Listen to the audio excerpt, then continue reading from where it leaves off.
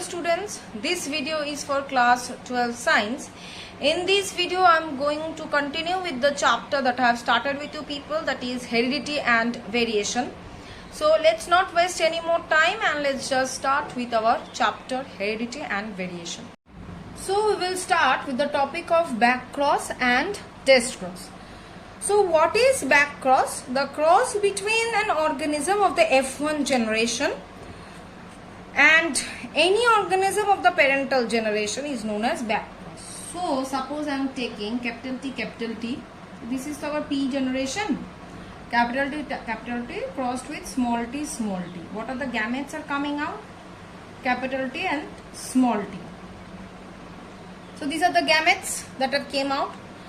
So the F1 generation will be formed, which is the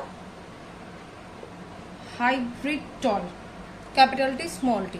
So this is your one organism of F1 generation. So what is back cross? The back cross is a cross between an organism of the F1 generation with any organism of the parental generation. That means I can cross this hybrid tall with this pure one as well as this recessive one as well. So at first I will try with this pure dominant one. So capital T small t crossed with capital T. So the gametes are coming out, capital T small t, and over here capital T. So you see, one is capital T, another one is capital T small t. So from the point where we have started the cross, this is the result that have come. Both this will be same in case of back cross. That means our cross is right. So this was regarding the capital T. Now if I cross with the dwarf organism, that is small t, then what will be the gametes? Small t, and here it will have been capital T small t, and here it will be small t. So you see, both these are equal once again. So this, in case of back cross, these two must be same. That means our cross is correct. So this was about the back cross. Now we will go for the test cross. Okay, what is it? It is a cross of the organism with an unknown genotype of a character with recessive homozygote organism for the same character is known as the test cross. Okay, so let me do the cross, then you can understand. So first of all, we have to take the homozygote organism as the recessive character. Another, the character that we need to determine, that character, the genotype of that character is unknown. Suppose I have been told that cross the tall plant with the dwarf plant. So dwarf plant genotype we already know, small t, but tall plant, it can be capital T or capital T small t. Any of the thing it can be happen.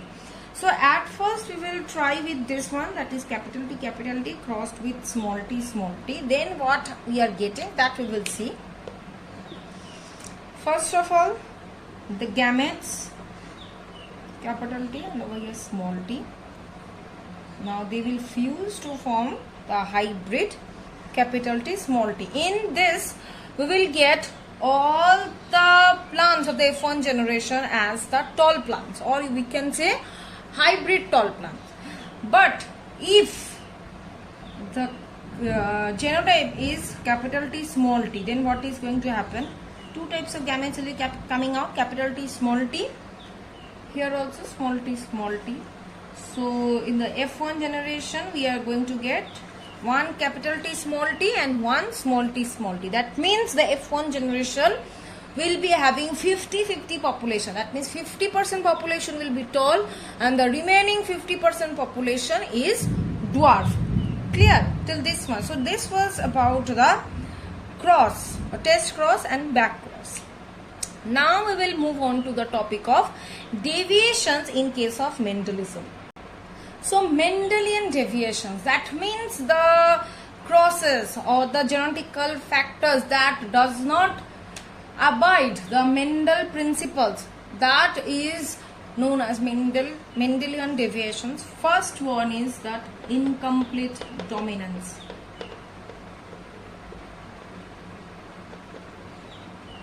This is noted in Mirabilis jalapa, or you can say 4 o'clock plant. What happens over here in case of incomplete dominance? The dominating character or the dominant character cannot express itself or cannot dominate completely the recessive character. Okay, that means it cannot express itself completely over the recessive character. So there is an intermixing of the dominant and the recessive character takes place in incomplete dominance. How? That we will see.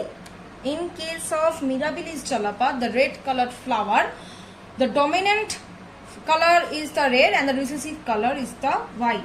So in case of PE generation, 2 types of flowers are being taken. One is red colored, that is capital R. This is red colored and this is dominant character, which is crossed with the white colored flower, that is small r, which is the recessive character. Clear? So in this way these 2 flowers are being crossed. Now as a result of this crossing, it will produce the gametes. So from this red colored we are getting capital R, and from this white color we are getting small r. So this is the gamete. Now they will just cross among themselves and will produce capital R, small r. This is the F1 generation. This is the pink colored flower. That means all the flowers of the F1 generation will be having pink colored flowers. Why? Because red and white are mixed together to produce the pink colored flowers. Okay. Now the gametes from the F1 generation will be produced, which will produce the F2 generation. Now let's see. Now F2 generation, if I'll do capital R, small r, capital R, small r.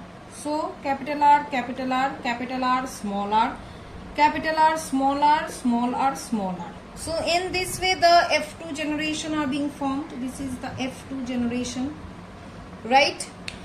Now among these 4 individuals, this one is pure red, these are pink, this is white. So you can say phenotypic ratio is like 1 red, 2 pink and 1 white, and genotypic ratio is like 1 RR, capital R, 2 capital R, small r, and 1 small r, smaller. So this is the phenotypic and the genotypic ratio, and this is the cross, that means this incomplete dominance of Mirabilis jalapa is the cross in which both the phenotypic and the genotypic ratio are equal to each other because of this deviation. Clear? So till this much I am keeping this video. In the next video I will continue with the chapter. Thank you.